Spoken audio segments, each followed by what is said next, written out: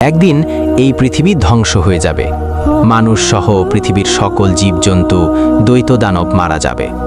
জমিন ও আসমান কম্পিত হতে থাকবে। জমিন ফেটে যাবে। বাড়ি, গাড়ি, পাহাড়, পর্বত ধ্বনিত তুলার মতো উড়তে থাকবে। অতঃপর শুরু হবে এক নতুন জীবন। সেই জীবনের নাম আখিরাত। সবাইকে এই দুনিয়ার সকল কাজকর্মের হিসাব দিতে হবে। কে যাবে জান্নাতে, কে যাবে জাহান্নামে। মহান আল্লাহ রাব্বুল আলামিন সবাইকে পুনরায় দাঁড় করাবেন।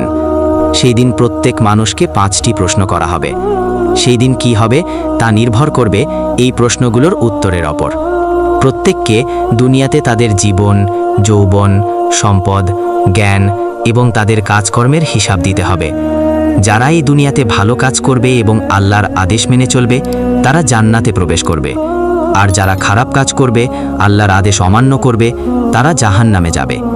সেই দিন ন্যায় বিচার প্রতিষ্ঠিত হবে এবং সবাই তাদের কর্মফল পাবে।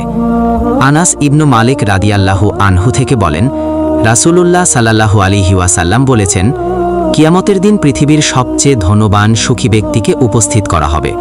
তাকে জাহান্নামে একটি জুবানি দিয়ে উঠানো হবে। অতঃপর তাকে প্রশ্ন করা হবে, তুমি কি কখনো কল্যাণ দেখেছ? তুমি কি কখনো সুখ শান্তি পেয়েছ? সে উত্তরে বলবে, না, আল্লাহর শপথ, হে রব। এরপর পৃথিবীর সবচেয়ে হতভাগ্য ও দরিদ্র লোকটিকে উপস্থিত করা হবে, যে জান্নাত লাভ করেছে। তাকে জান্নাতে একটি চুবানি দেওয়া হবে। অতঃপর তাকে প্রশ্ন করা হবে, তুমি কি কখনো অভাব দেখেছ? তুমি কি কখনো কষ্টে পতিত হয়েছিলে?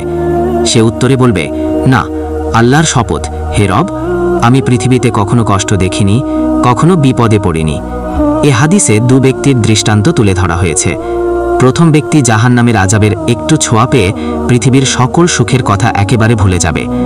আর দ্বিতীয় ব্যক্তি জান্নাতের একটু ছোঁয়া পেয়ে পৃথিবীর সকল দুঃখ কষ্টের কথা ভুলে যাবে। এভাবে মানুষ তার আখিরাত জীবন পার করবেন। আপনার যদি ভিডিও সম্পর্কে কোনো প্রশ্ন থাকে, কমেন্টে জানাতে পারেন এবং ইসলামিক ভিডিও পেতে চ্যানেলটি সাবস্ক্রাইব করুন। ধন্যবাদ।